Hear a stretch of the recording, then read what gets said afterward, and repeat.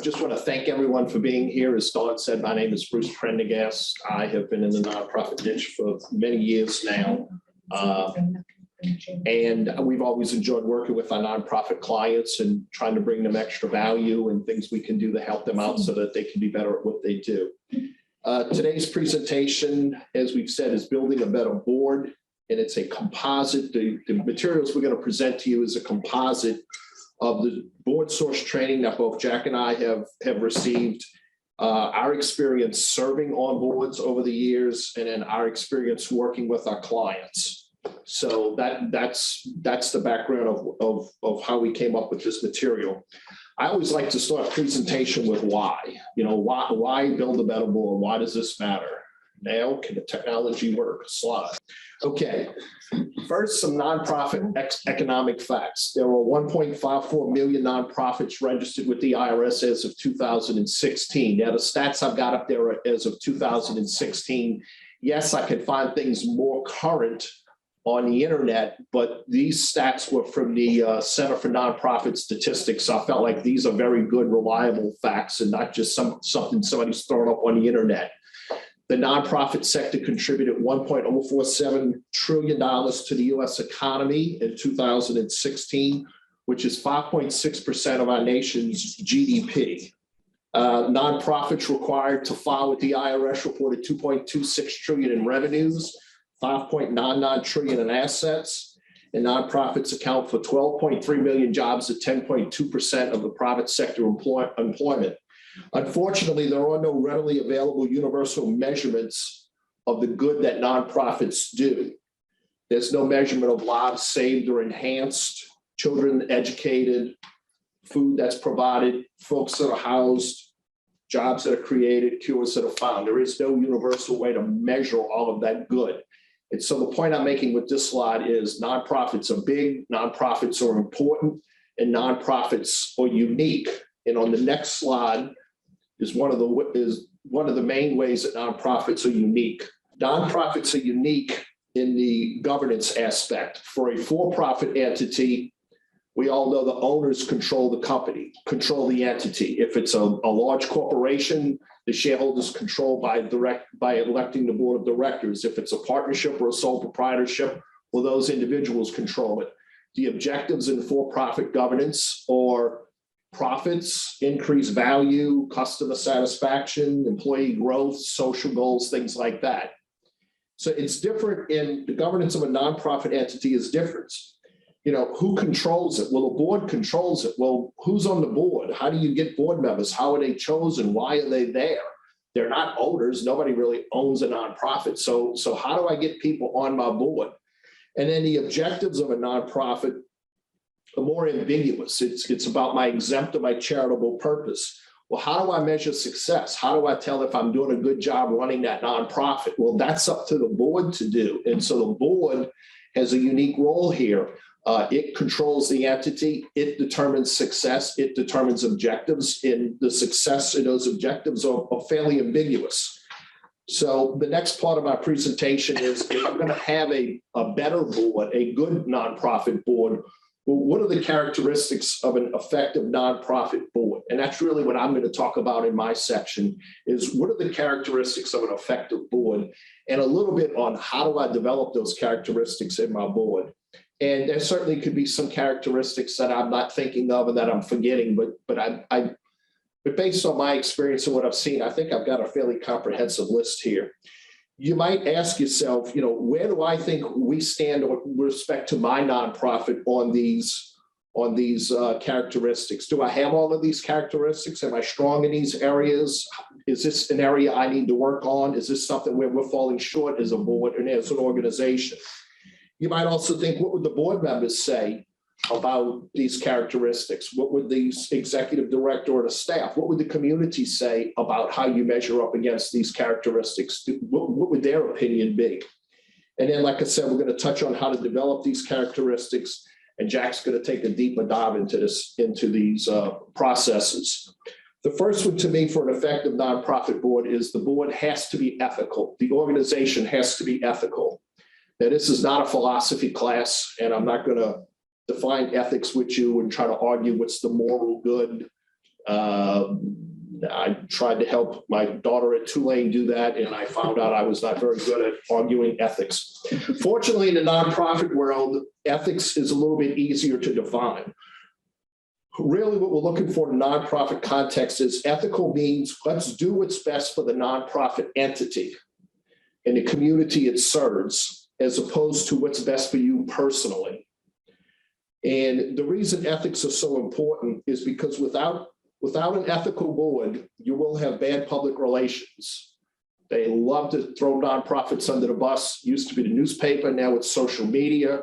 Your name gets splattered all over the place. You get trashed. And the reason you get trashed is because the nonprofit tax return is a public record. Anybody can pull it up.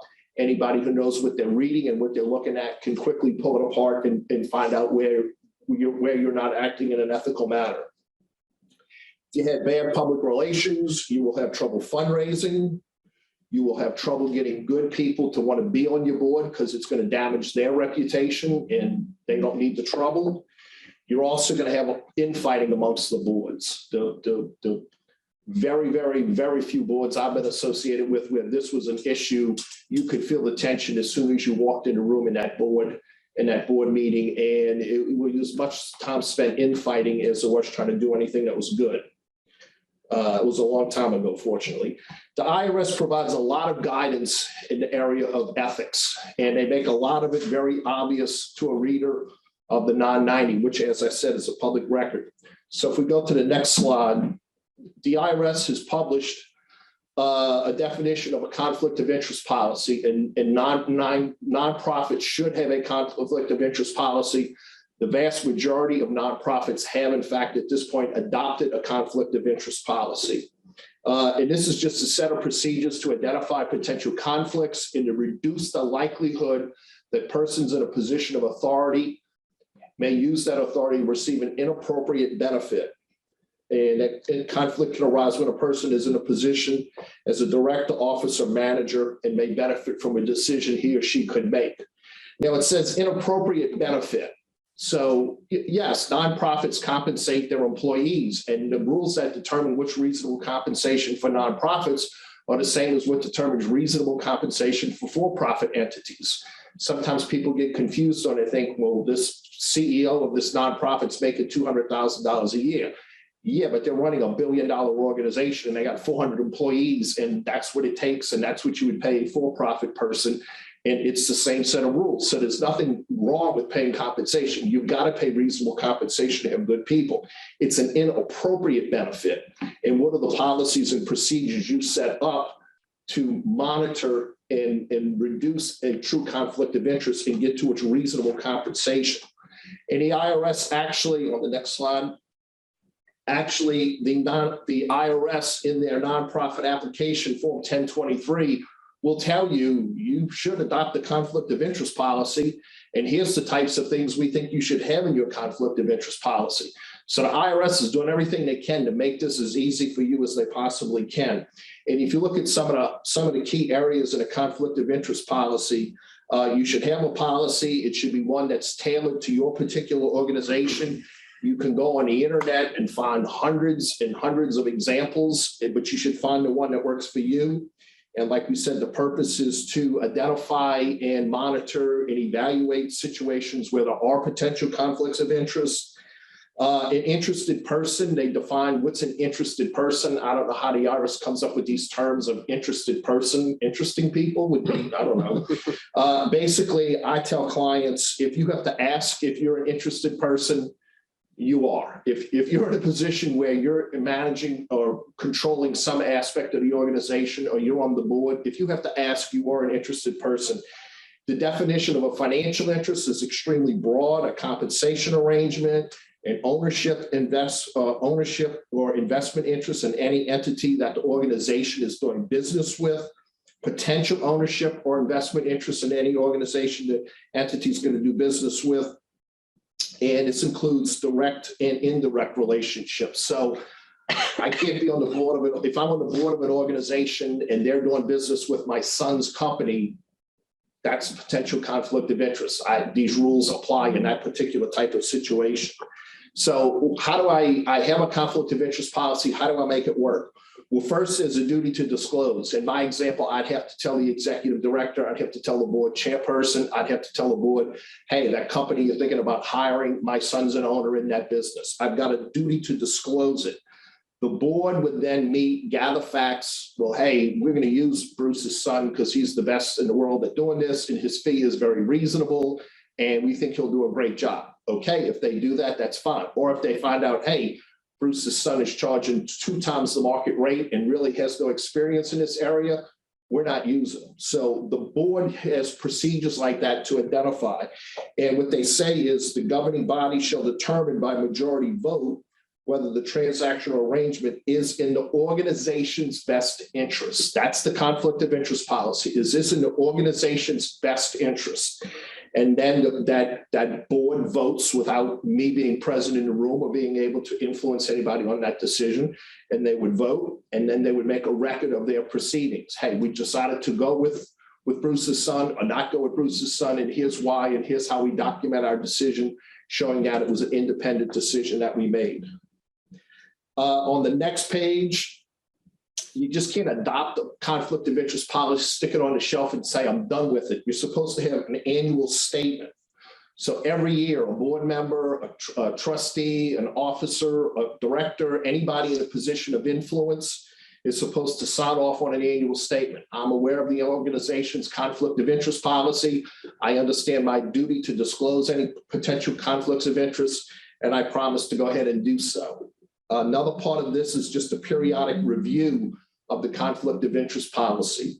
Pull the thing out, read it, go over it together at least once a year, make sure everybody in that interested person position understands that these ethics are important to the organization, that this is something you expect them to follow, and that there'll be no exceptions to the rules. And then the last point on there is, yes, you can use outside experts. So often what you'll see with compensation is you will hire a compensation expert. You'll gather comparability data, and it'll help you document your decision as to which reasonable compensation. I just finished the Louisiana CPA, CPE on ethics. Every 2 years, CPAs are required to take a 3-hour class in ethics as they govern the practice of what CPAs do. And one of the interesting points the instructor made was, if you discuss ethics and put it out there and discuss it and review it and talk about it, then people are going to tend to be more ethical, especially in a group situation where there's group buy-in. If we get together and discuss ethics and all agree this is how we're going to run the organization, it kind of ups the ante on all of us to say, hey, this is important to the group. So having that discussion on ethics every year or so is extremely important. And the next slide is just the AICPA. They published a conflict of interest policy. You can find tons of these. You don't have to develop them from scratch. There are tons of these available that you can find on the internet or otherwise from the IRS. You just have to find one that has all of those criteria that we just talked about and find the one that best works for your organization. And if you flip through a few slides for me, Mr. Jack. One more. And then this is just a sample of the annual statement. And this is the conflict of interest statement that all the interested persons should complete at least once a year. And it basically says, hey, ethics are important to us. You have a duty to disclose any potential conflict of interest. You have an obligation to the organization to disclose it. Here's what we consider to be a conflict of interest. You should sign this form and turn it in every year so that you're saying you're aware of our conflict of interest policy. Then the next slide, like I said, if you know how to read a non-90, there are tons of questions on the non-90 that will disclose if an organization is acting in an ethical manner or not. And the idea here is the IRS is saying we're going to rely on ethics and transparency so that the board can proactively self-police the nonprofit. If I've got 15 independent persons on the board, none of whom are compensated by the organization, none of whom are doing business with the organization, and I've got a very thorough non-90 being properly completed, And especially if they're getting a financial statement audit, I, as the IRS, can kind of rely on those 15 good people to help me self-police in a proactive manner that nonprofit organization. And that's really the crux of how the IRS often will approach nonprofits. The return is public information, and the independent board exercises that oversight. So these are just some of the questions that are on the 990 that you can look at as a board member and say, are we behaving ourselves? You know, did we engage in an excess benefit transaction? Well, the words tell you what it is. Excess benefit. Somebody in a position of authority got a benefit in excess of what they gave us in that quid pro quo transaction. So we paid somebody way more than we should have. Did we have a receivable or payable to any former officer, director, trustee, or key employee? Did we provide a grant or any assistance to an officer, director, trustee, or key employee?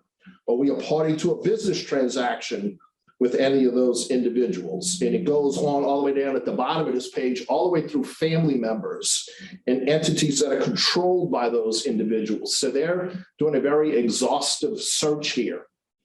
And some nonprofits can find it difficult, like, okay, well, Bruce is on my board. I don't know what his children do.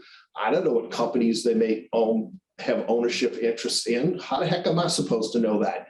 And that's where you've got to force the board member to complete that statement. That board member to say, no, we're not doing business with an entity my son owns or my daughter owns or anything like that. That's why you can't rely on just your own knowledge, because you can't possibly have that knowledge. You've got to push that out to the board. You've got to push that out to the office and say, guys, this is on you all to help me with this. Also in the tax return, there's a whole section on governance, management, and disclosure.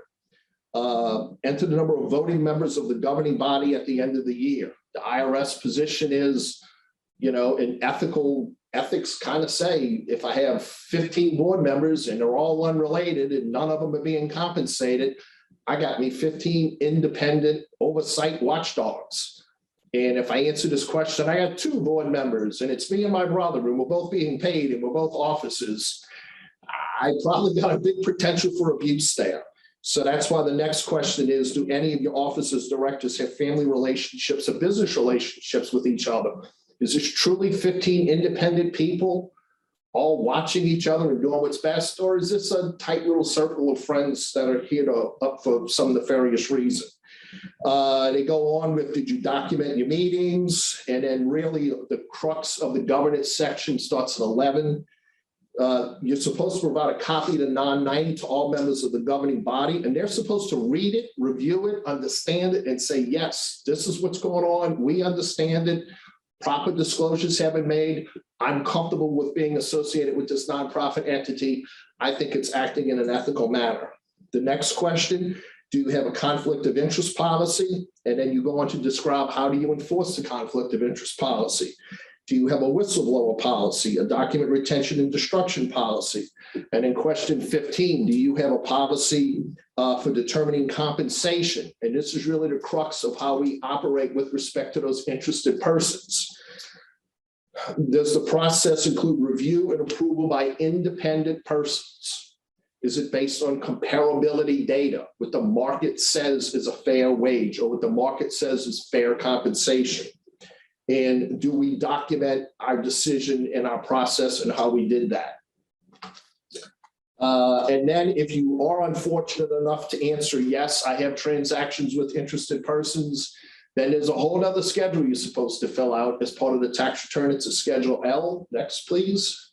And that's where you describe, here's the transaction. So if you're on a nonprofit board and you see a Schedule L in that 990 when you're doing your annual review, you ought to take a look at it and say, yep, I remember this. I remember this discussion. Yep, I remember we did an independent review. We looked at comparability data.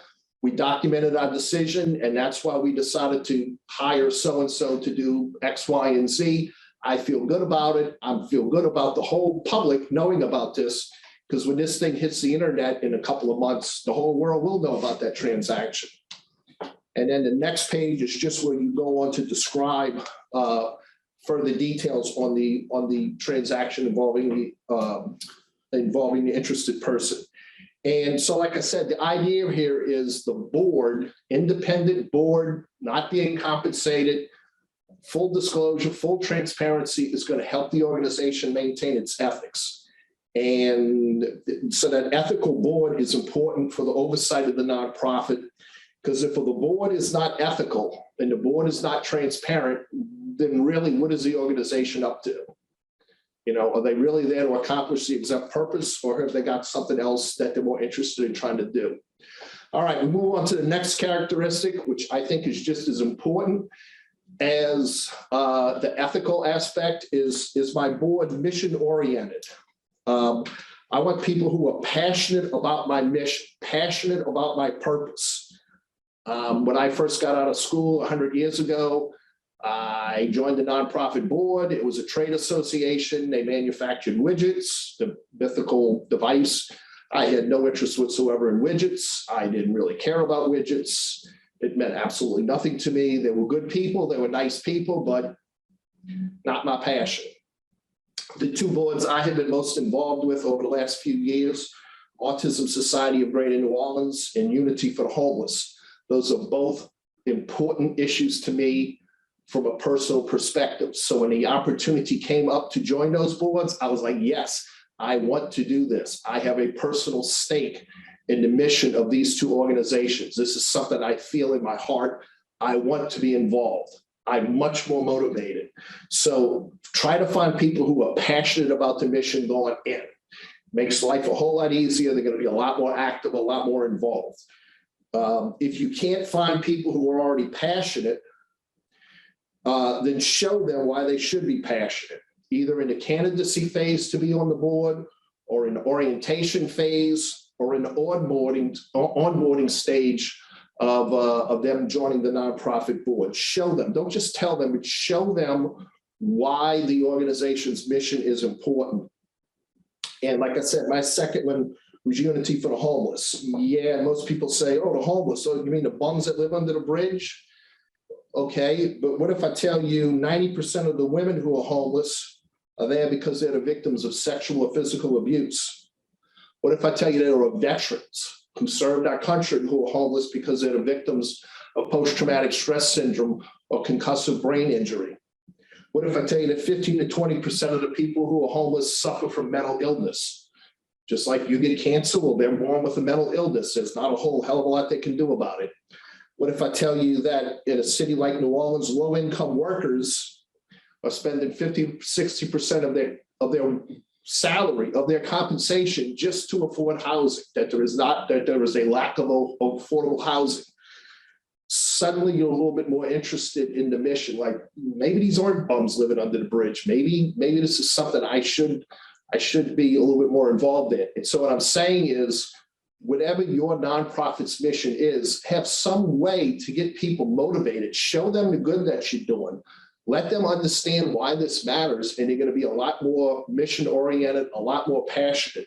In Unity, we actually have the opportunity to meet the homeless people in the shelter. We actually have the opportunity to hear their stories of how they became homeless. We have people on our board who are formerly homeless. And suddenly you realize, hey, these are human beings just like me, and you get a lot more buy-in. And all I'm saying is, whatever your nonprofit's mission is, find a way to get the board passionate. Find a way to show the board the important work that they're doing. The next one, also very important, is diversity. It's critically important if you're going to accomplish your exempt purpose that you have diversity. This is diversity by race, ethnicity, gender identity, age, disability status, sexual orientation. You should have a board with a diverse skill set. You know, if you had a board of all CPAs, we're going to have beautiful financial statements, and probably that's about it. You should have representation of all relevant interests on your board. So like for Autism Society of Greater New Orleans, it can't just be people from Metairie. We need people from the West Bank, people from the North Shore, people from Orleans Parish.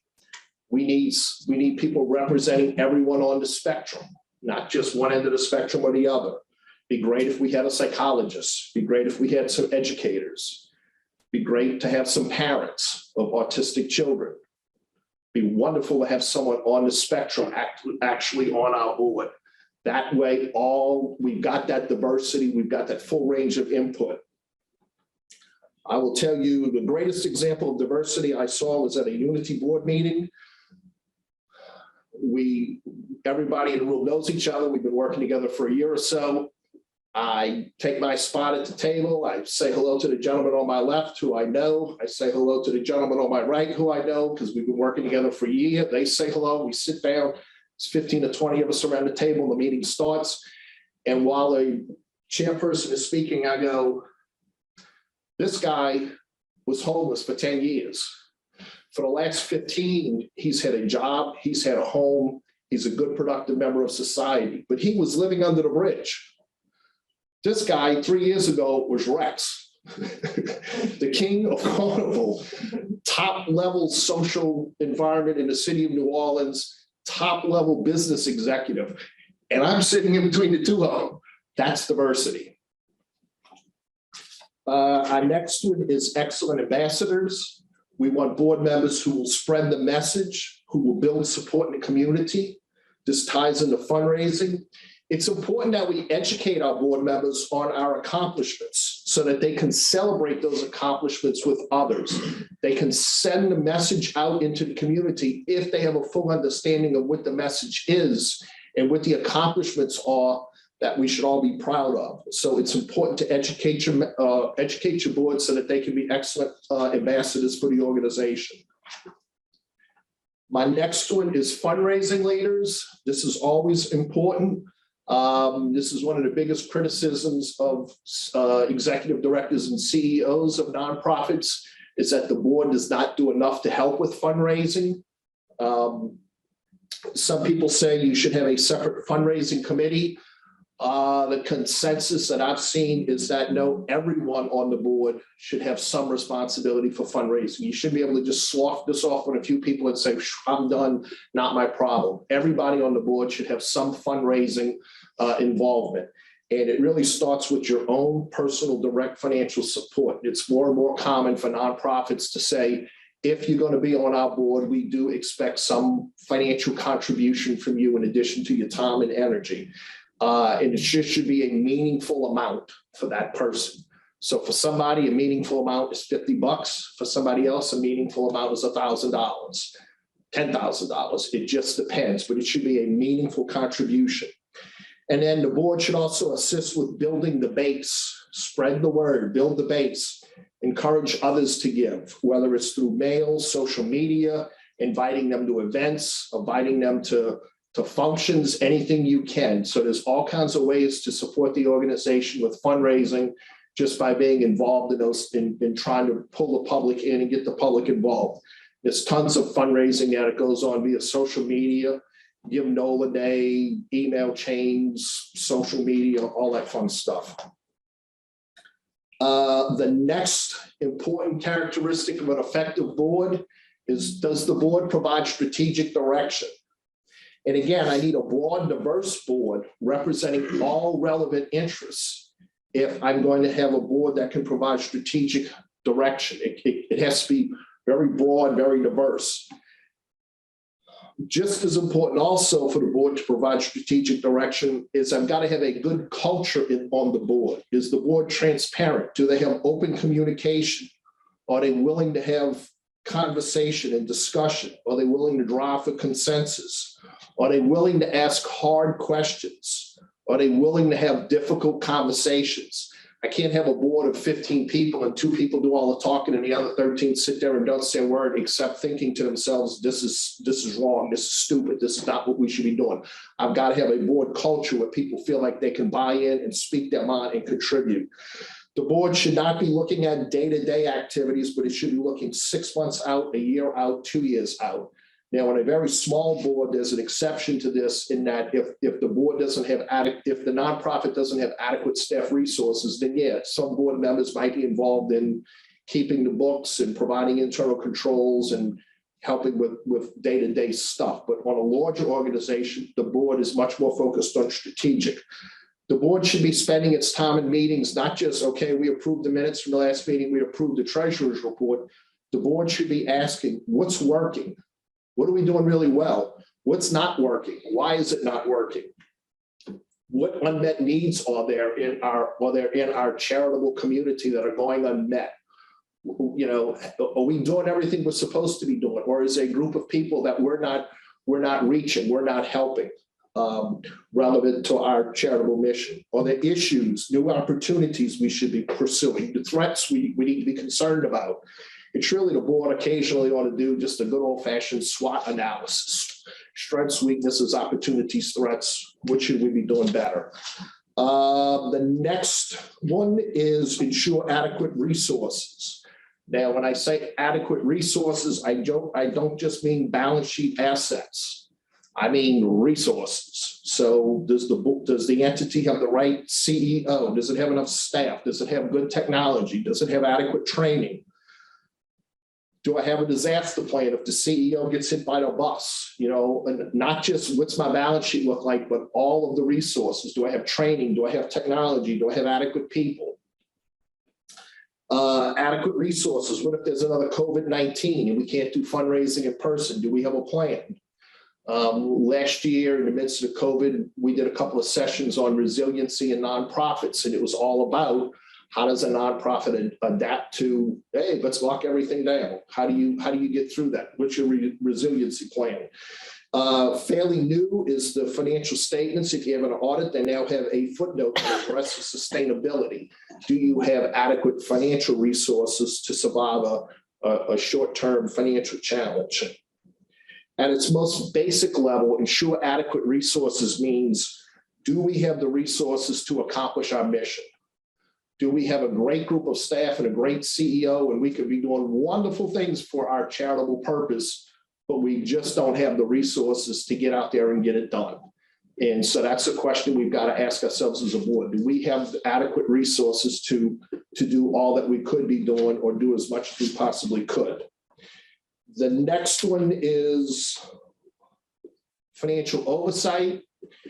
Again, the reason this is important is because proper financial oversight will protect the assets and the reputation of the nonprofit from things like fraud and theft. Just within the last week or two, there was a nonprofit, little bitty blurb in the media, $1 million got stolen, the person responsible sentenced to 3 years in prison. If you're involved in that nonprofit, you're like, ick, how did this happen? If you gave money to that nonprofit, you're like, ick, how did this happen? Where did my money go? You probably don't want to be on that board. You probably don't want to give money to that organization. You're kind of probably wondering, well, who the hell's driving the bus here? There's no oversight. Nobody's keeping an eye on the thing. And that's one of the reasons why that's so important. It also goes to things like no extravagant spending. There were stories in the paper. I guess I'm dating myself. Stories in the paper 10 years ago, the mall, the museums on the National Mall in Washington, D.C. You know, the executive director and the board are flying first class here, first class there, staying at the nicest hotels, yada, yada, yada. It's like, really, that extravagant spending is also not good for an organization. Financial oversight. Do we have a financial statement audit? Are we filing our tax return on time? Are we doing our payroll tax return? Really, it comes down to, do I have proper internal controls, segregation of duties? Do we seriously address management letter comments? And my last one is a strong relationship with the CEO. I can't have the CEO or the executive director at war with the board. They've got to have a good, strong working relationship. Open, honest communication, mutual support, and annual evaluation of the CEO. The two have to work together well. The CEO's responsibility, or executive director's responsibility, is really day-to-day. The board should be longer-term, consultative, oversight, feedback, involved, but not down into the nitty-gritty. The executive director needs that space to work. So, like I said, for all of these, you can kind of ask yourself, does my nonprofit score highly on having all of these characteristics? What would the CEO or executive director say on these characteristics? What would my other board members say on these characteristics? What would my staff say? What would my community say? So you might just kind of take this list and say, okay, how do I score on these things on a scale of 1 to 10? And you'll see different organizations that are involved in nonprofit will actually publish studies and things like that. And these are the actual questions they will ask various nonprofits and ask all the relevant parties, where do you see yourself scoring against this and where do you need to get better? And now Jack's going to take a deeper dive into how do you build that board. And I'm hoping he doesn't ask me to work with technology. No, we will not do that to you. Grab my water here. All right.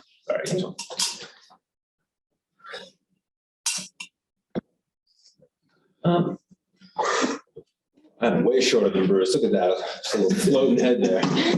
All right. We're going to adjust the camera real quick. But so Bruce really went over what makes a good board. What are the key characteristics we're looking for when we're building a board? What I'm going to focus more on is how do I go out there and get that board? How do I get people involved? So the way I look at it is get them in, make them good, get them out. We're going to sound a little fancier than that. It's recruiting, engaging, and then replacing those once it's their time with the organization is over. We're going to touch on what these processes look like, some best practices around recruitment, keeping board members engaged, happy to be able to be good servants of the organization. And then the tail end, we're going to talk about what does it look like to replace those board members. Organizations are going to need to tailor these steps to fit their organization. There's no like anything. There's no one size fits all. Your timeline may be a month, other timelines maybe 9 months in the recruiting phase. It really just depends. But every organization will kind of follow these same processes throughout the building a better board. The way I'm presenting it makes it look like it's this big linear timeline and we do one thing and then the other and then the next. But in all honesty, this is all done kind of concurrently. While we're recruiting, we're also making sure our board is happy. Someone may roll off, so we've got to replace them. So now we've got to start the recruiting cycle all over while we're still making the board happy. So you can see it looks linear, but in reality, we're doing a lot of this all at the same time. All right, so we're going to start off with recruiting, kind of look at some best practices. How do we go out there and find new members for our board? What market should we tap into? And kind of do a deeper dive on that part. Okay, there's two major steps in the recruiting cycle. One is we've got to assess what the board needs. We're going to touch kind of on the macro level, what's the board need, and then more on the micro level and dive into more specifics. And the next step following that is we've got to go out there and we've got to cultivate some relationships. Once we're happy with those relationships and we've got a better idea of who those people are, we're going to recruit those that we think would be good for the organization and then fill those recruiting needs onto the board. Okay, so like I mentioned, first we're going to start with the macro. As always, our Bible, our guidelines, everything is going to be the strategic plan for the organization. That's not one of those documents, much like the conflict of interest policy Bruce mentioned, that should sit on the shelf and gather dust. This is going to be something that we're constantly referring to, checking in on, evaluating ourselves against. What did we set out as an organization to accomplish in the next 3 to 5 years, according to the strategic plan? Let's start there and understand what we've already agreed upon to go out and do for the organization. A good strategic plan is going to guide the board towards understanding all the skills, diversities, community connections, and resources that we're going to need in order to lead the organization through the next few years.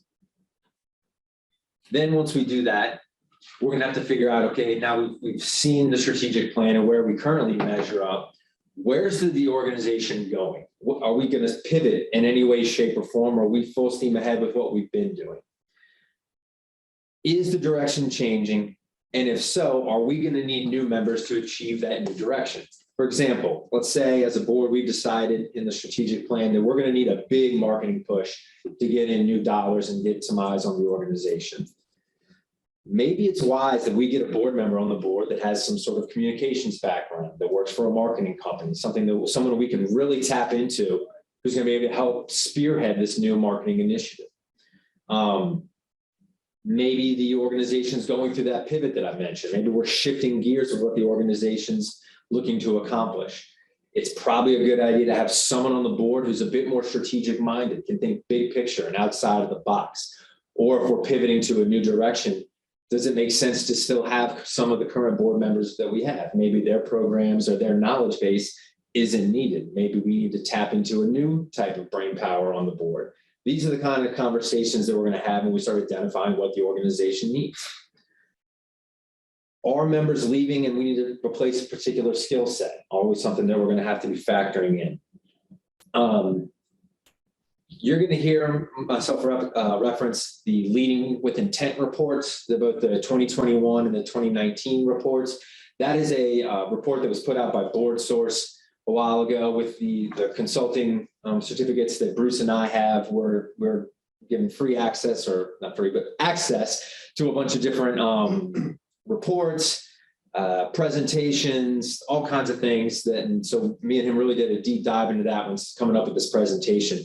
So you're going to hear me reference this Leading with Intent report, which is, if you go to Board Source, I believe it is free for everyone. The Leading with Intent report is a report that Board Source puts out every few years, and it really tracks the trends in nonprofit leadership, both on the board level and then with the organizational executives.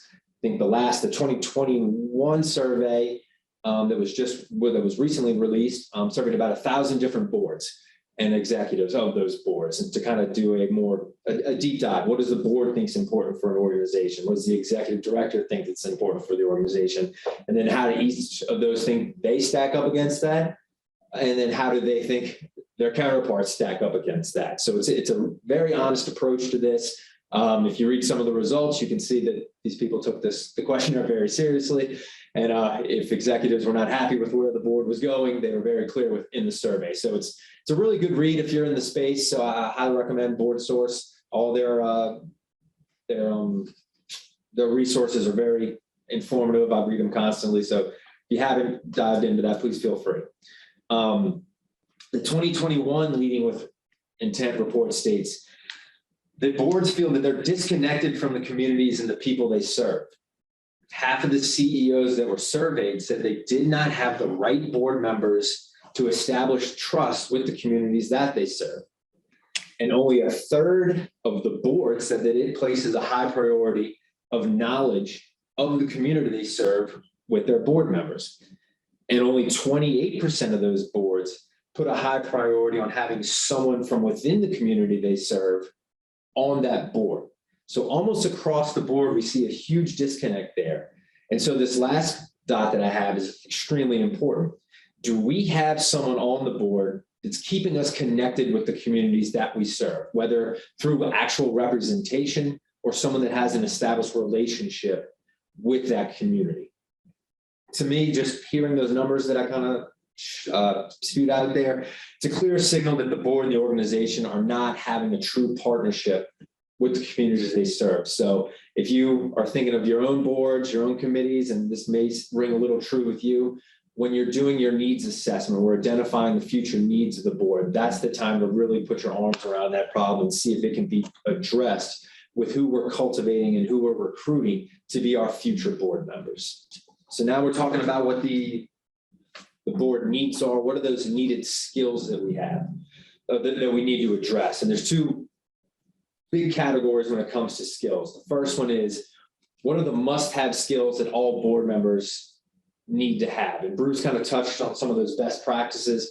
Some examples would be passion for the mission. I think in the report, 98% of boards surveyed said that passion for the mission was the number one characteristic that they look for in a potential board member, which, as Bruce pointed out, that's going to have the organization's board members buy in, have passion, stay involved, and stay engaged. Another must-have skill may be to be able to contribute themselves to the organization, or to be able to go out there and bring in those dollars if they can't do it themselves. And then anyone who's willing to participate in fundraising. So let's come up with skills that we think is paramount for all of our board members to possess. And then once we get there, what are some special skills that are needed on the board? Some of those we may have skills that our board members are leaving, so we need to fill those. We may be having new organizational needs that we need to address, and we need to get those skills on the board. Examples would be financial expertise, legal expertise, marketing, strategic planning, programmatic expertise, and then, like we've said a few times, is connections to the community or members from that community. So very specific skills. We're going to come up with those. Fight the urge to only recruit the most experienced board members in the community. Yes, everyone wants to land that big fish, the person that sits on 48 boards, the king of recs, all those people. But if you're looking at their bio and they're sitting on 15 other boards, are they going to be able to give you the dedication and time commitment that you have come to expect from your board members? We've already said that there's going to be must-have skills for all members. And I imagine one of those is going to be active board participation, coming to meetings. If these board members are stretched a little too thin, we're not going to write them off by any means. But maybe this isn't the time to recruit them and start cultivating that relationship. A board's needs can also be governed by the organizational stage that they are. Just a high-level example, what a 3-year-old charter school needs on its board might look very different than a charter school that's been around for 75 years, right? That newer charter school is going to be hustling and bustling. We may just be trying to hire teachers for the first time, looking at fundraising for the first time, dealing with audits for the first time. So it's a different skill set than one that's been around for 75 to 100 years. So they could do that in their sleep. They're just trying to keep this juggernaut running, right? So where we are as an organization is important to consider when we go out there and think about recruiting. Board source suggests assessing the future needs of the organization before looking at the current composition. That way you don't fall into your same old historical recruiting patterns. If we're looking to add diversity to our board, looking to tap into new resources, we should think about where we want to go first before falling back or risking falling back into our old recruiting habits. So kind of a best practice, let's think about where we want to go before we start tapping into it with the same old. So I mentioned a sample board matrix. Or actually, no, I didn't. I skipped ahead. So a board matrix is going to help you here. So once we kind of assess the needs, what we're trying to get, I recommend putting together a board matrix that points out all the skills that are currently on the board and where we may fall short. A few years ago, I was the head of the nominating committee on a board. So I ran the entire board recruitment cycle, trying to get folks involved, getting those members on the board, doing the interviews, all that time-consuming efforts. And this is one of the things that I implemented. So next slide now, got a little trigger happy. This is a very high level and easy example of what I did. You may not be able to read it from where you are, it's small print, but essentially you line up all your board members by column or however you want to do it, and then the categories that we're looking to address on the on one side, and then our board members on the top line, so we can compare. And it helps to give you at a quick glance where you're maybe over, where you have too many resources. So if you look at this one, I tried to just kind of make some glaring examples, but in that, the gender, we have out of the 8 board members, 6 are male. So maybe we need to get a little more diverse there. If you go to race, we're not very, in this example, diversified when it comes to race. If you look down there, we also have no one with a fundraising experience on the board. So maybe that makes sense because we have a full-time fundraising department and we don't need that much fundraising expertise. Everyone needs to help, but maybe we don't need a bona fide expert in that space. Like every board, there's 4 attorneys. Maybe we don't need quite that many attorneys and finance folks on the board, and we've got no marketing folks on this board. So if we go back to our previous example that I talked about where we know that according to the strategic plan, we have a big marketing push that's coming up. If I'm running the nominations and I look at my board matrix here, I can clearly see that a glaring need is we need to get some folks with some marketing experience on our board to help us with this. We've only got 1 person with strategic planning experience. So if that's coming up, we need to address that. And then at the bottom, no one with technological expertise. I think as the world has become just overly relying on computers and technology, it's probably wise, depending on your organization, to have someone who can talk intelligently with your IT service providers, or making sure that our websites are up to par, that we're doing have the right internal controls around those kind of things. So this is a quick and easy reference that you can come up with to make sure that you're filling the spots needed. And then also, if you can think about it, if I'm heading the nominations and recruiting effort and I slide this page across the board when I'm presenting my ideas for who I'm going out to recruit, it's much easier for someone on the board who's not hands-on involved with the recruiting process to say, okay, Bruce said that we need to cut back on our attorneys and get more marketing folks. I have no idea what brought them to that conclusion. You slide this matrix across the board and immediately everyone's on the same page. So what I feel is the best practice, I know I've used it to help communicate why we're doing certain things with nominations and recruiting, but I wanted to have an example in our presentation. So feel free to pull this out of the slide deck whenever you go back to your organization and say, where do we stand with our board makeup? Diversity, again, this is a class in and of itself. Bruce and I have boiled these down to 2 slides, an entire presentation, but certainly this could be a week-long presentation led by someone way more qualified than myself. But again, some of the topics Bruce talked about, I'm going to hammer home again just because they are that important. Bruce mentioned the different types of diversity. We're going to point out that this isn't a one-size-fits-all solution for anyone. Keep that in mind. That will depend based on your programming, the communities you serve, the expertise that you need, all those kind of demographic kind of stuff. There's obvious diversity needed when it comes to ethnicity, race, and age, those types of things. But like Bruce mentioned, don't ignore other diversity topics such as specific expertise, accounting, legal, marketing, those kind of things, age, all that fun stuff. A lack of diversity in any aspect of the organization is going to put you at risk of having blind spots that will affect your decision-making. I think we've all been to some DEI training events where they can show you the data behind that. So keep that in mind when we're out there and we're hitting the recruiting cycle. If historically we have not been as diverse as we know we should be, let's change our recruiting practices. Let's change those places we're going to recruit. A board should have completely open and honest conversation about its diversity and what areas it needs to address. Maybe we are doing fine, maybe we're not doing fine, but until we talk about it and get all that on the table, it's never going to be addressed or changed. So make that part of the early on in the recruiting process. The 2017 Leading with Intent report that was published indicated that both executives and board members didn't believe the organization put enough effort into making diversity a priority in board recruitment. Good news, the 2021 report showed that diversity discussions are a part of the board recruitment process for more organizations than ever, and 70% surveyed organizations listed as a high priority during recruitment. So are we where we need to be? No, but according to those surveyed, it's becoming more and more of a discussion in the recruiting process. Okay, board size. I know this comes up a lot. I've got 8 board members. Is that enough? I don't know. Board size is kind of this, there's no sweet spot there. You just kind of gotta go with it, do an analysis here. A lot of times, however, board size is mandated by your organizational documents. Thou shalt have 8 board members at all times.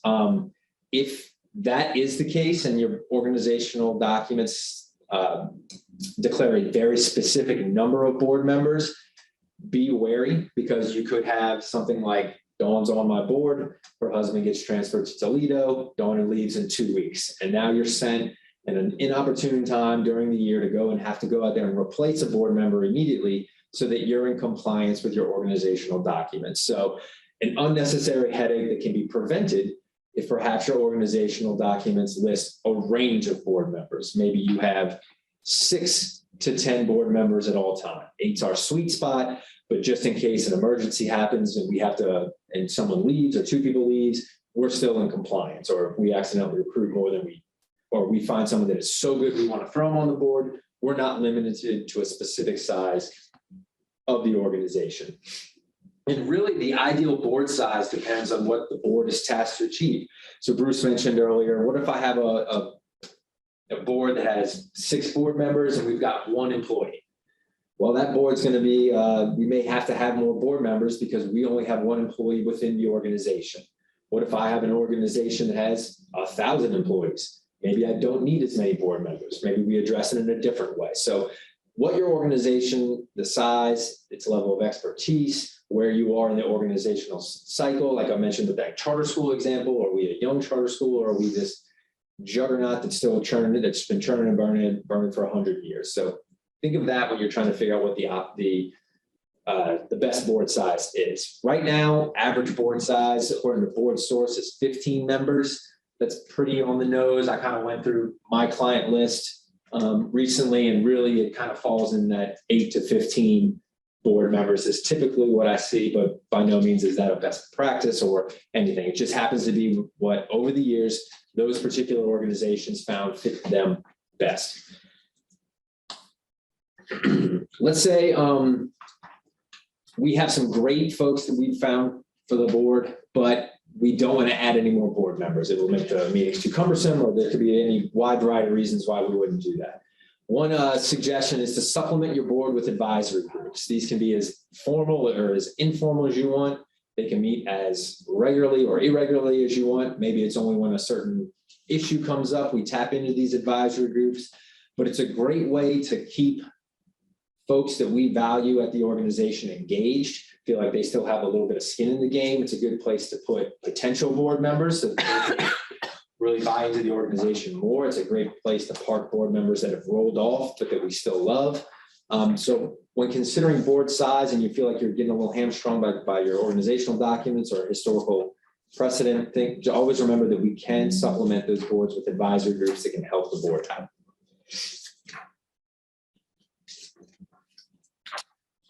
All right, so we've kind of thought of our, okay, Jack's told us that there's no ideal board size, but how do we know if we should stay at our current size or should we grow the board? We've got too large of a board, people can feel disengaged, and any process can become overly cumbersome. If I've got 60 board members and they all have to weigh in on their vote, you can see how that could be tough. If I've got 3 board members, they may be running themselves ragged. So what are some potential reasons why we may want to cut down on our board size? Maybe over the past few years, the board has grown without any real reason. We just like a new person, we put them on the board, we keep putting them on the board. Next thing you know, we've got 35 board members, and it's just too much. Maybe our board members are losing connection with the organization because they don't feel as engaged. Maybe when we look around the room in a board meeting, there's multiple members that really have no role on the board other than showing up to meetings, voting, and eating some of the sandwiches, right?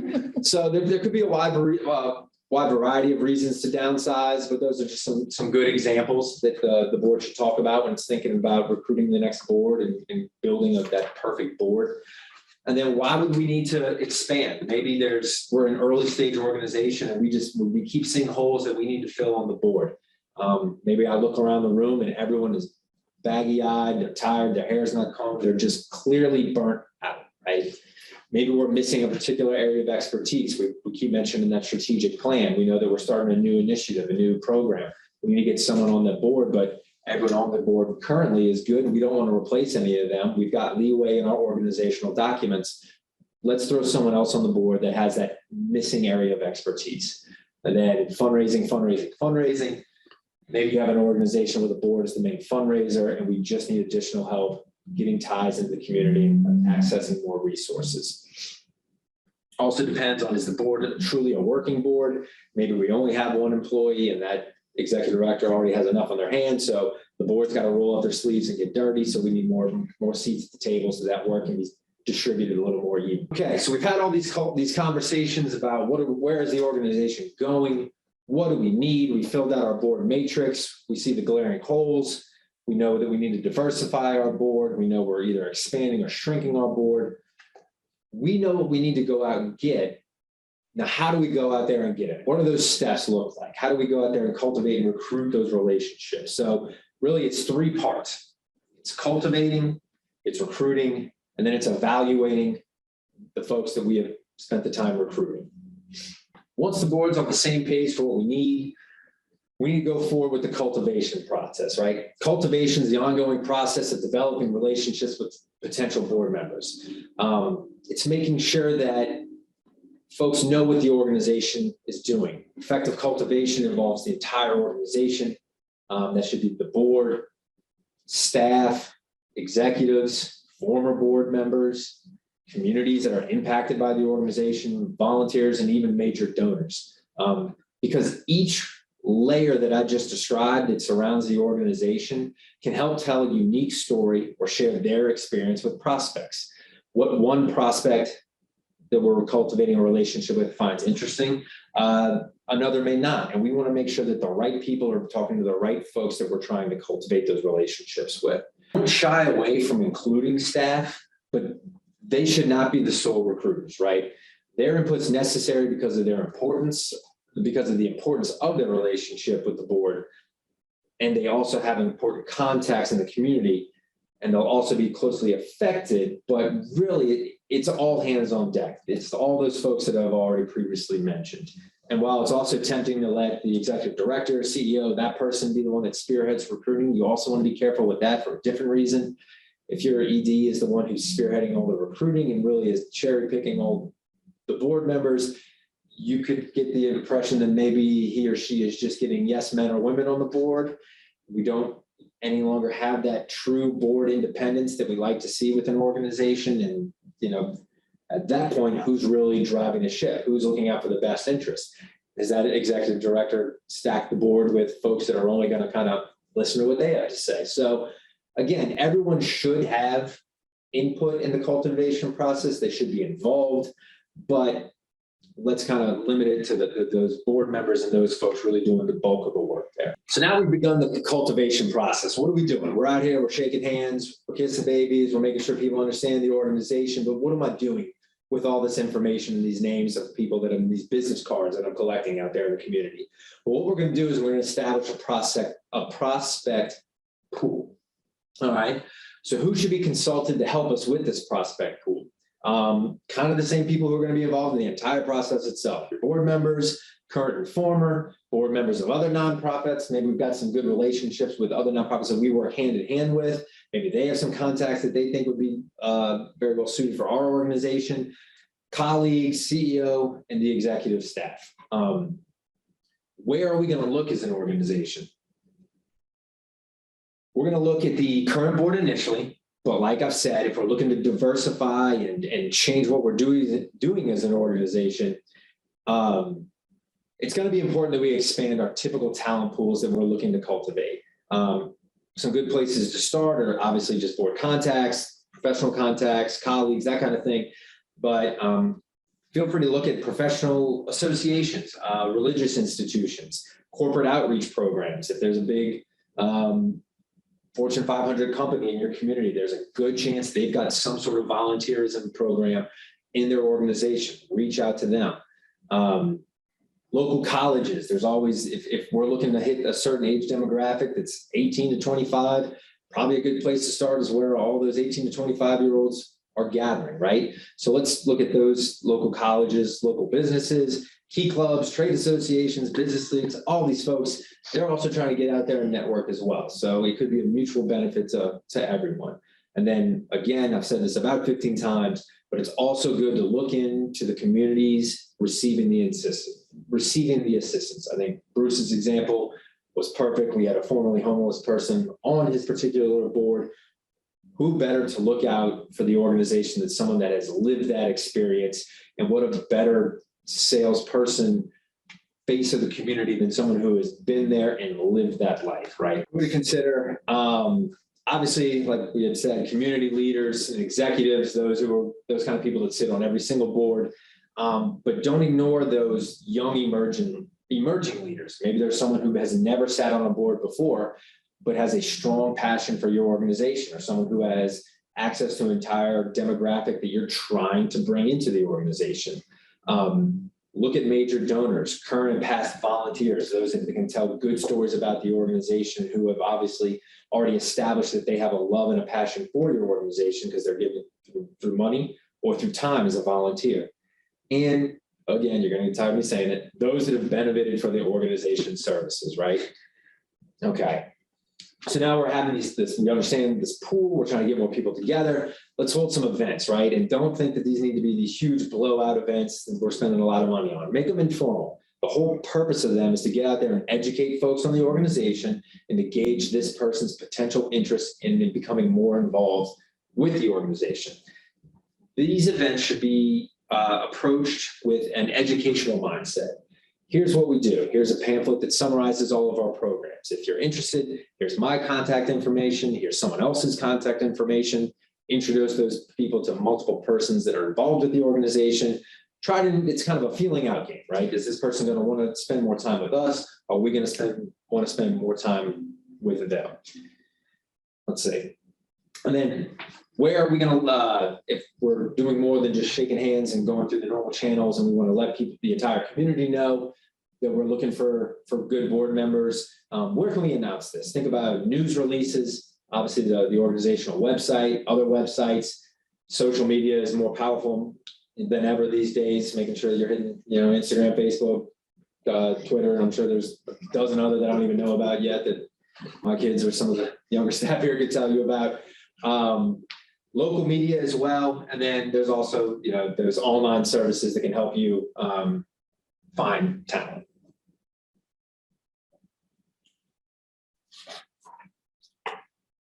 Okay, so now we've got this good prospect pool. What do we do with it? What are we doing with this pool? We don't, like anything, like your policies, procedures, you don't let them just sit there and gather dust. The entire point of getting these prospect pools together is to make sure they feel engaged and want to be more involved with the organization. Invite them to participate. Getting a prospect on something like a committee or some sort of program where it's a lower level involvement than full board service is a great way to, one, see how they operate as a volunteer. Is this someone who's out there solving problems? Do I have to teach? Are they quick learners? Do they seek input from other individuals before they give you their input? What do they like to work with? Those committees, programs are there's a little less risk in involving them in those, but you get a great idea of what it would be like to work with that person.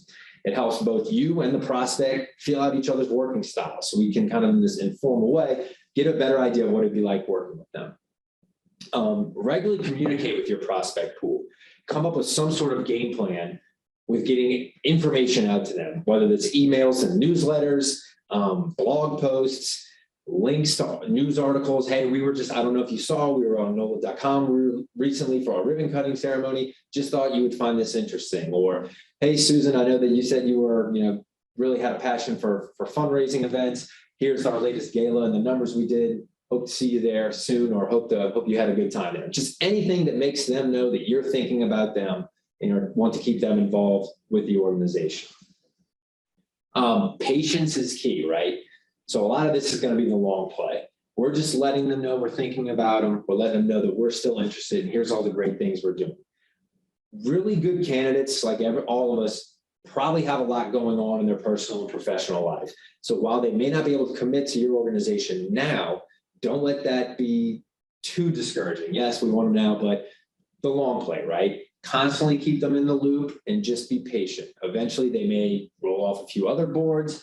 Maybe they're not, a junior associate anymore, and they've got a little more free time to go out there. Maybe they don't have a 6-month-old anymore. There's all kinds of reasons why they don't want to. They just don't have the time. So be patient.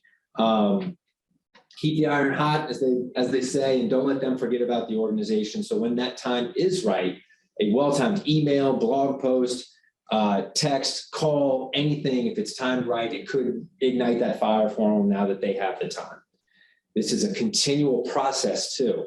And I highly recommend that you keep records of your prospect pool and don't just put this responsibility on a single person within the organization. We now have stuff like Dropbox, Gmail, spreadsheets, all this kind of stuff that can be updated real time. You would hate to have it where Jack holds the keys to all the prospect pools. Jack gets a better job and transfers up to Maine. All of that work that we did is gone and out the door. So make sure that someone's updating the prospect pool.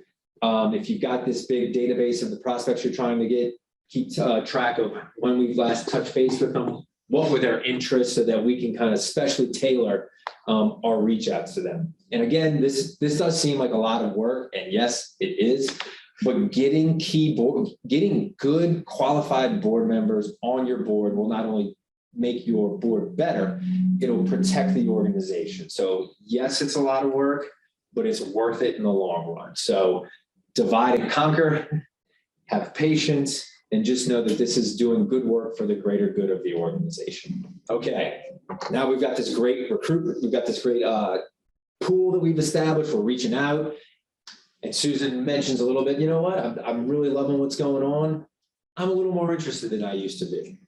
Boom, we move them to the next stage, recruiting, the full court press.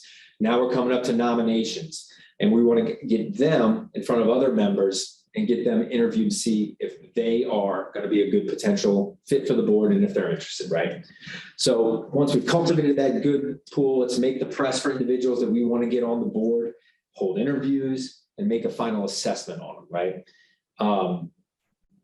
Remember when you're doing this, that recruiting is a two-way street. So while yes, you're trying to get them on the board, you're also trying to show them why they would want to be on the board. It should be you fighting to get on them on the board and them fighting to have a seat on the board. So keep that in mind too. Put your best foot forward. Tell them the benefits of being on a board. Tell them, have other board members that you know have a passion for the organization, talk to them as well. So remember, two-way street, you can't just assume that they're kicking down the door trying to get on, right? So remember, it's a courtship, right? Be very clear about their potential responsibilities. If we have monthly board meetings, make sure they know that before we start the next phase of this. Make sure that they know that the board members are expected to make a financial contribution if that's what we do as an organization. Make sure they know that each board member is required to be on a committee or whatever your board requirements are. Make that abundantly clear in the beginning, because it's either going to not discourage them or it's going to discourage them, and you didn't want them on the board anyway. Because the worst part would be to get them on there. They didn't realize you have monthly board meetings. They don't show up to any of them. Next thing you know, you're kicking them off the board and you're starting from square one, right? The next thing is much like that cultivation pool and that board matrix. We need to have some sort of standard assessment tool that we're going to use for this recruitment and interview stage, right? That way, all the candidates are evaluated using the same criteria. Have the board and the nomination committee, whoever's running this stage of the show, come up. Hey, here's our sliding scale that we're going to use to grade everyone. Here's the 5 to 20 things that we're going to look for with every potential board member. Make your matrix, fill it out for everyone. One, it's going to help the rest of the board or anyone else that's going to be voting on this kind of thing get up to speed a lot quicker than having to shuffle through your stack of documents, or to have, if I'm running the nominations process, me go through a 2.5-hour discussion on what each person said. Also, it's going to show that everyone was evaluated using the same metrics. And should your processes for interviewing folks ever come under question, you would be able to slide this document across the desk and say, look, everyone was evaluated the same way. They were asked the same questions. They were evaluated by the same people. All's fair here, right? So it's a good, CYA, if you will, on we did a fair and balanced process. Here's everything that we documented. So now this is that last stage that I previously mentioned, the evaluating stage. We've done all the assessments. We've issued the reports. And now we're going to go ahead and present, or get ready to present that report to the board. Make that report digestible for the board as a whole. They're not going to be sitting in on all these interviews, so make sure that they understand what was discussed, how everyone stacked up against each other. So one thing that's very important is this middle blue box here is the board due diligence stage. So this would be done by the nominations committee, but also the board as well. This is super important because it can save your organization a lot of embarrassment. The committee and the board should perform its own research on all potential board members that it's about to nominate for any negative news about the candidate. Scour social media for red flags, check references, although if references were given with the interview process. You do not want to find out that you have just nominated someone to the board, and a week later, you then find out they are also under investigation or currently being in court for a $3 million tax fraud scheme, or that they have been fired recently for their board for whatever other reason, right? It doesn't have to be this large process. Google's very effective for this kind of thing. If you can hit search Susie Q. And in the first 3 pages, nothing of a huge red flag has popped up. They're not the face of some particular article on NOLA.com that you wouldn't want to have to explain to the local Lee Zerks if they call you up. Highly recommend it. It doesn't take long, and you can save yourself a lot of pain and headaches there. Then at the very end, once we were happy with everyone we've interviewed, we've got our assessments, we're going to compile our results, we're going to vote on, and then reach out to those individuals and say, hey, we really liked your interview. We're all guns blazing for you. Would you be okay if we nominated you to be a board member? And they'll either say yay or nay, and you go on to the next step, which is, and we talked later, which is the macro level. Now the micro level, we're about to propose our board slate to folks. You want to be able to show the board, hey, here's who's leaving the board for a wide variety of reasons. Who's up for new terms? Here's the board spots. We're adding that micro level analysis of what the board needs are. And just be warned, this could be having the potential for tough conversations. This could be that time where, hey, Jack's been on this board. He hasn't been to a meeting in 7 months. He email votes everything in. Are we asking Jack back to be a board member? So this could be, hopefully you would have this conversation right before this stage, but this could be the part where we're starting as a board to have those potential tough conversations with other board members. Again, we talked about that initial board's assessment, that board matrix that we filled out. This is where we would then compare, here's our potential board slate, here's all their skills and expertise. I matched that up with the board assessment and board matrix that we did. Have we adequately addressed all the shortcomings or areas that need to be addressed with this potential board slate?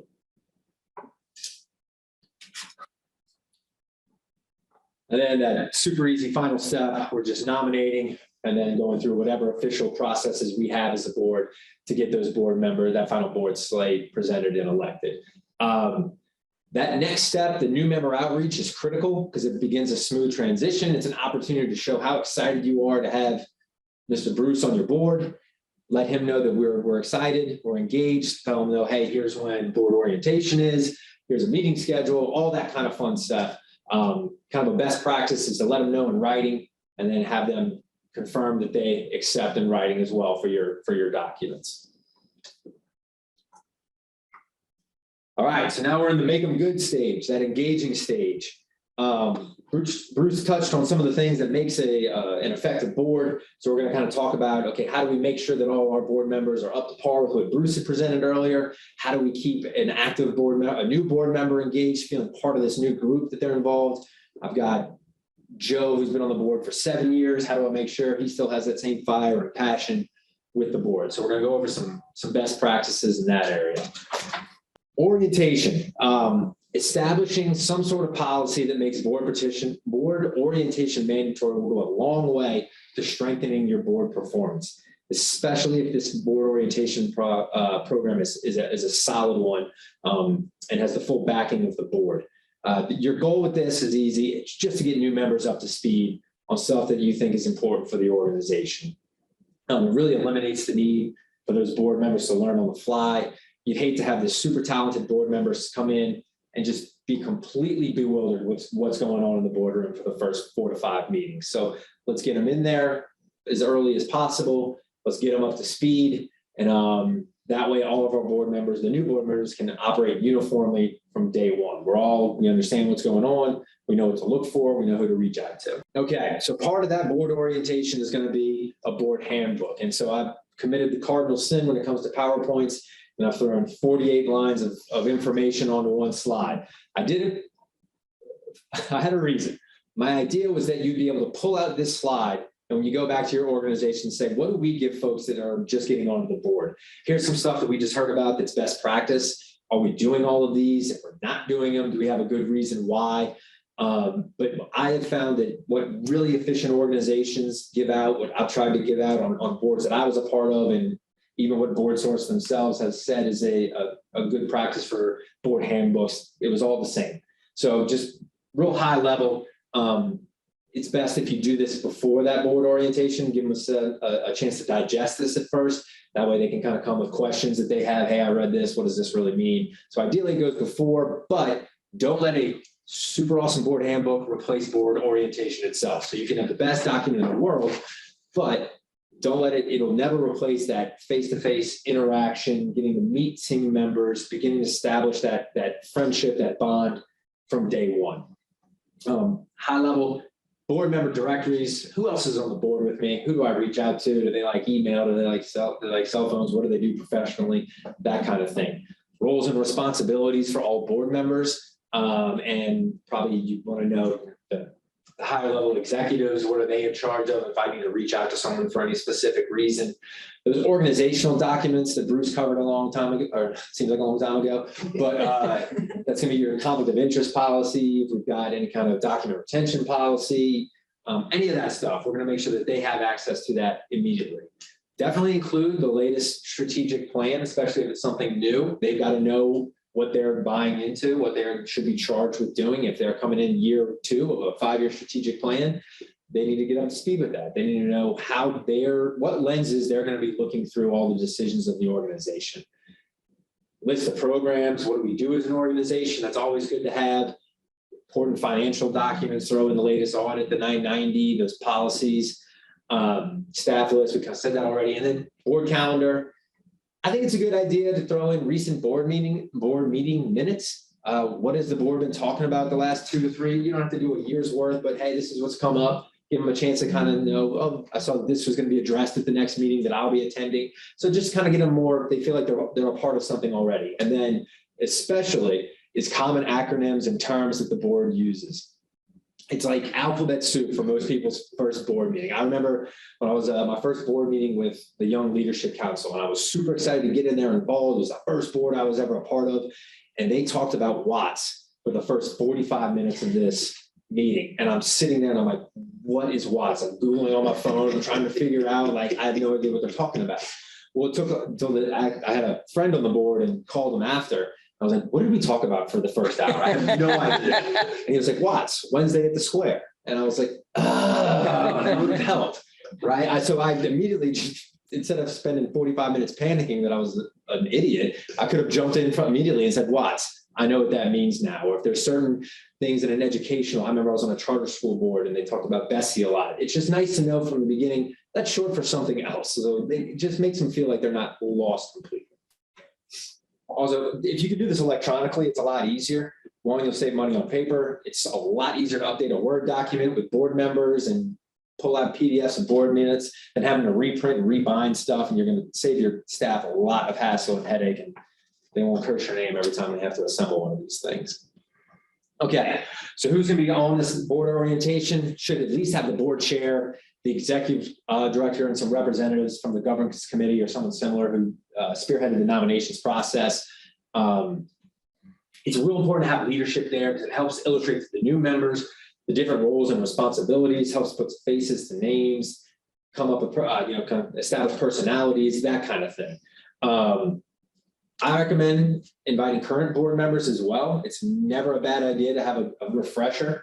A lot of these board members have been on there for maybe 6 or 7 years, and it's kind of nice to go back to basics every now and then and remember, kind of ignite that spark again.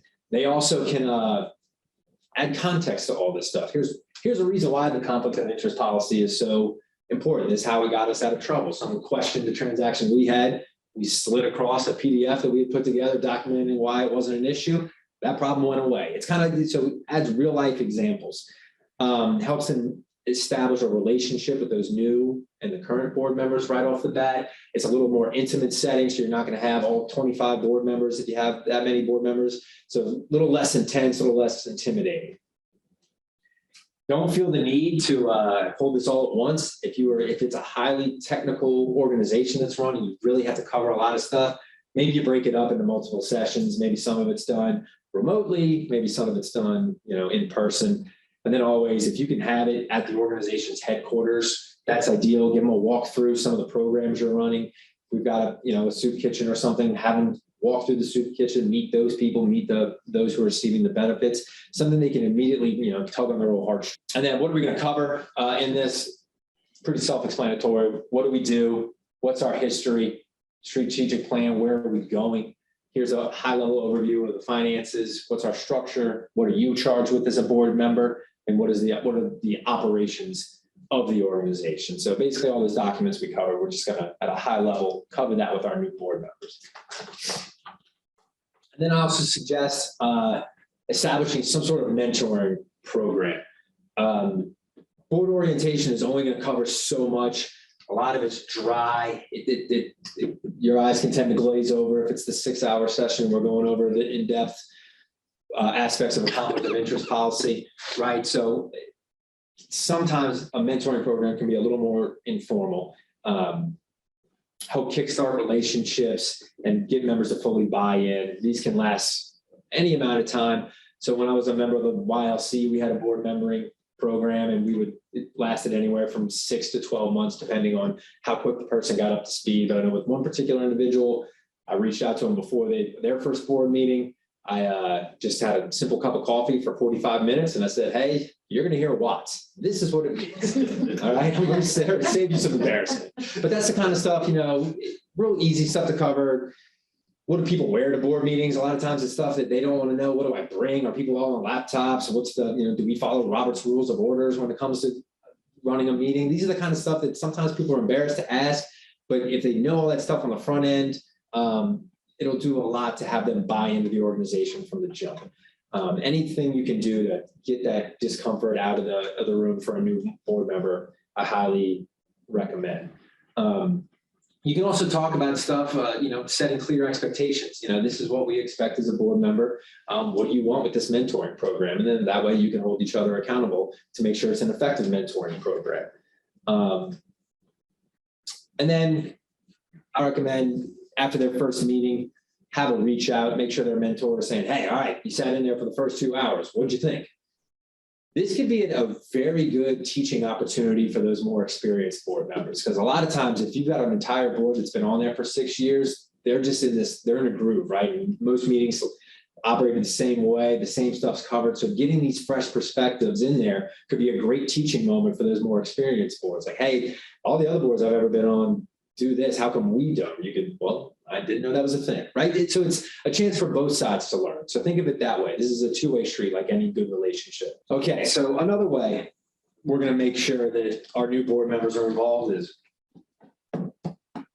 is just promoting involvement. Sounds silly, but continual engagement is paramount to an effective and well-functioning board. And this is true of new board and seasoned board members. It's just as important for the board chair to reach out to the person who's been on board 3 months and say, hey, how can we get you more involved? What are your passions? Do you want to be on the finance committee? Do you want to be on this? Than it is to reach out to the person who's been on the board for 6 years and has been the treasurer for the last 5 years. Hey, Bruce, are you tired of looking at the bank recs? Do you want to do something else here? Bruce may say, thank God, I thought you'd never ask, right? Now you've got a reignited fire with Bruce. He's churning and burning. He's able to find someone to replace himself as the treasurer position. Now you've got a new treasurer who's excited and a former treasurer who's excited as well. So it's win-win. Don't just think of promoting involvement with new folks. Think of it as everyone on the board. Okay, so we're working through these board dynamics. Board dynamics are going to influence engagement. And according to Board Source, a high percentage of boards struggle with this. It's either we've got boards who are too involved, we've got boards that are not involved at all, or they're involved in the wrong thing. So this means everything when it comes to involvement. I need my board more engaged, less engaged. Please, God, stop emailing me 50 times a day, right? So finding that perfect balance inside of the boardroom is important. So when we think of it, both inside, outside the boardroom, I love this term. I stole it from Board Source, dysfunctional politeness, which is the failure to speak with candor and raise legitimate questions or challenge the views of others. Bruce briefly mentioned it. He didn't steal a fun term, so I thank him for that. But just being a quiet board member and going along with what the more seasoned board members are doing is not being a good board member. Sometimes I found that the best board member, even if they agreed with what you were talking about, would give you a contrarian view on that particular topic. Hey, we thought about this. Hey, why don't we do it this way? Why are we doing it the same way? You may not even believe in what you're asking the question on, but it's important to get all those different points of views out there. So let's work on that. The board chair should promote a culture where it's okay to challenge points of view. Now, don't be rude about it, obviously, but that kind of culture will only serve the organization in a positive light. Encourage that culture of inquiry and be vulnerable. It's great if a board chair can get up there and say like, hey, this is my first time ever being board chair. I'm doing my best. Please call me out if you think that we're not doing something right. Then everyone says, okay, he's not perfect, she's not perfect. I don't have to be perfect in here. And everyone kind of sighs with a breath of relief, shoulders go down, and we're being more honest. Outside the boardroom, a lot of studies through board source have shown that those that hang out at least 2 hours outside of the boardroom in some sort of social way are exponentially more engaged with the organization. So have those board retreats. Maybe it's a happy hour after a board meeting every now and then. Maybe we have a breakfast group that gets together twice a year. The minimum number was 2 hours, which over the course of an entire year is pretty easy to do. And the board engagement levels went through the roof for those boards that did that. So keep that in mind.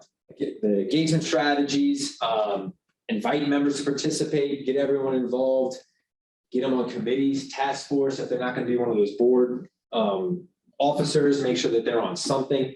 Make sure that everyone on the board understands what their role on the board is. Maybe you're not an officer, but maybe your responsibility lies somewhere else. Maybe I'm in charge of making sure everyone's doing their fundraising. Maybe I'm in charge of reaching out to programs, whatever it is, but check in regularly with those folks.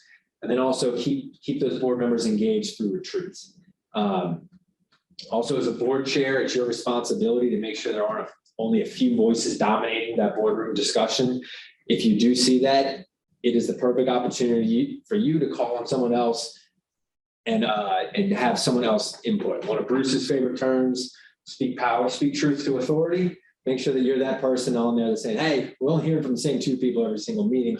I'd like to know what the other 23 people on this board have to say about this. That's what a healthy board does. No one's going to get frustrated with your board than going in there and wasting their time. Everyone at this stage in their life who's trying to get on a board has a lot going on. You're taking them away from their friends, family, professional obligations. So if it's 2 hours of time wasted, they will leave quickly.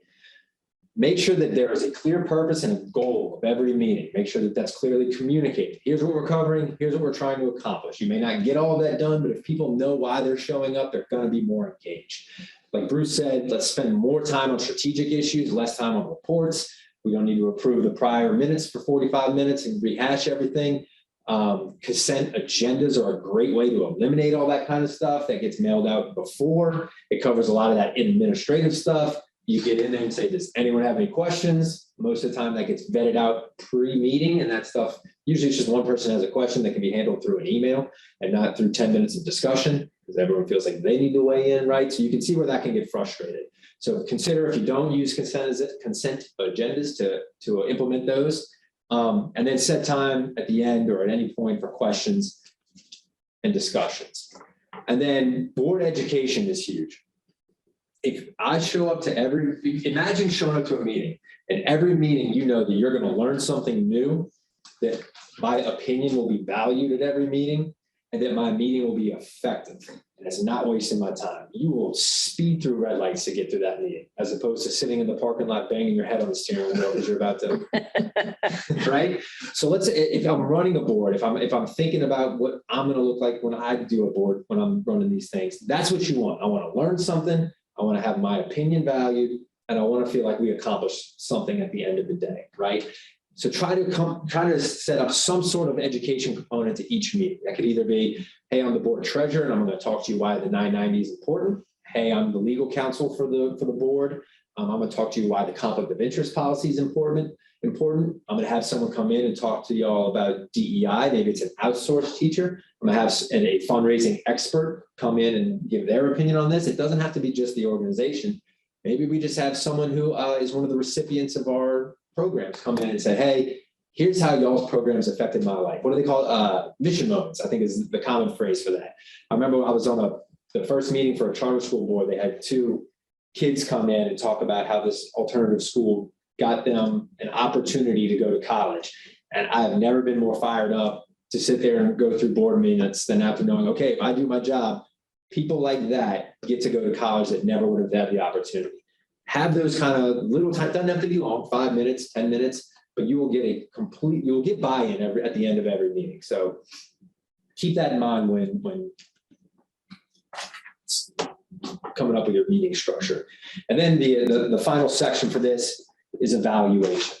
We got to evaluate our performance. No one likes to be told what they're doing wrong, but you can spin it a different way. We're going to start a positive change, right? Here's not what we're doing right now, but boy, we've got a plan. We're going to do it awesome in the future. Think of it that way. When we do this right, we can establish trusting relationships between the board and the leadership immediately. If I'm an ED and my board president comes up and says, hey, we got together as a board and we realized we were not being good partners with you for A, B, and C, help us think of how we can better serve you. Think of the trust that immediately gets established with that relationship. You've got two committed partners there. And the same would go with the ED. Hey, I fell short here with my goals. Here's my plan to make this better. The 2017 this is actually 2021. That was a typo on my part, but the most recent board source report said the most effective boards continuously evaluate themselves, but only 4 to 5% of those boards said they had a formal evaluation process every 3 years. So that is, hey, we know exactly what we need to do to make ourselves better, and we're just not doing it, right? It's time consuming, yes, but like I said, it can help start that positive change. It can help see where we've been complacent as a board and where we need to improve. So if we're not doing regular evaluations, it may be hard to do it every year. Maybe it's every 2, but let's somehow get that to become part of our board process. Meeting evaluations, again, this goes back to the wasting people's time. Let's, as a board, define what makes a good meeting. It doesn't have to be an hour-and-a-half discussion, but what do we want to do? To me, I kind of covered it, what I think. I learned something. My opinions were valued, and it was efficient. You didn't waste my time. If we just had those 3 as our mandatory things every board is going to happen, and then after every meeting, maybe we survey in the beginning, hey, did I accomplish my goals as a board president? Or maybe there's some sort of, I mean, with technology now, this is easy. I know with a program I'm involved now, at the end of every meeting, I get texted an evaluation. It takes 2 seconds to fill out. But that could be the thing. Hey, the whole board gets a text and it says, did we cover the 3 things we're always supposed to cover? And I can get real-time feedback on that. So if I'm a board leader and I've run 2 or 3 meetings in a row where I didn't get the feedback that I thought I was going to get, maybe I need to tweak what I'm doing and make sure that the board's engaged. Again, it doesn't have to be every meeting, but let's think of how we can make it so that everyone is excited to show up and people are fighting to get the best seat at the table. Board evaluations, these should probably be held every 2 to 3 years. These are going to be a little more intense, but these should not be, these should be more high-level questions, right? Are we knowledgeable about the organization's programs? Can every board member tell our organizational story? Are we involved with strategic conversations at the board level, or like Bruce had said, are we falling back into those old habits of talking about what the secretary is spending her supply budget on? Not needed, it's a waste of time. So let's have some assessments every now and then and make sure that we're on point with where we see ourselves as an organization. This is especially important for early stage organizations, and we should probably do it more regularly than every 3 years. When there's confusion on the roles between boards and staff, we have a leadership change, or if we're doing strategic planning, we really need to see where we sit as a board and if we're doing everything we can to make sure our organization is running efficient. And then individual board member evaluations. These can be done annually or even more frequently than that. They don't have to be super intense, but it's a good idea to say, hey, here's what I know. We talked about what board meetings are supposed to be. We probably have a good idea of what makes a good board member. I remember orientation. Here's my roles and responsibilities. I can do a self-assessment and say, have I, in my own eyes, been living up to this? And what I'm seeing in the space is peer evaluations are also becoming a little more common. Hey, those usually aren't as intense, like, hey, you're not a good board member, but Susie Q, she shows up to meetings, she participates, I know she's bought in, just stuff like that. From the outside looking in, am I doing what I'm supposed to be doing as an organization? So keep that in mind when we're thinking about evaluating. All right, then the final section, get them out, replace them. All right, so this is vital to inject fresh perspectives into the organization, right? If I've had the same board members and I'm an organization that's been around for 30 years, it's probably not the best sign. We're probably into some lazy board meetings, probably the same point of view. We've got no fresh energy. So how do we ensure the organization doesn't fall into that category? Term limits are super easy. Most organizations do this. The common amount of time is 2 to 3 years per term, and then 2 to 3 terms, and then thank you for your service, but you got to go, right? This can get a little tricky if you think about maybe like a family foundation where you constantly, the board is the family, right? So you can't really kick them off, but maybe you have board members on that foundation who are not in the family, who can provide an outside perspective on those charitable mission and get them to have circle out with time limits, with term limits, sorry. This will help avoid inactive board members. If we're up on we're recruiting, we're trying to get new ones, and Bruce has not showed up in a year for a board meeting and his term limit's set to expire, there's no fight there. You're out. It's an easy replacement, right? We don't have to renew your term limits. There are, for some organizations, pitfalls, but those pitfalls can be addressed. When people leave, institutional knowledge generally leaves with them. And if you're in an especially complex environment, think like maybe a hospital, a university, or maybe it's an organization that has a lot of subsidiaries, or the actual programs that we run are highly specialized and only a few people have a knowledge of, we really want to make sure that when they leave, all of their knowledge doesn't. So we can mitigate the risk of them leaving by documenting in our files what we do, the whys, the whos, the whens, all that kind of stuff. So falling back on good documentation is never a bad thing.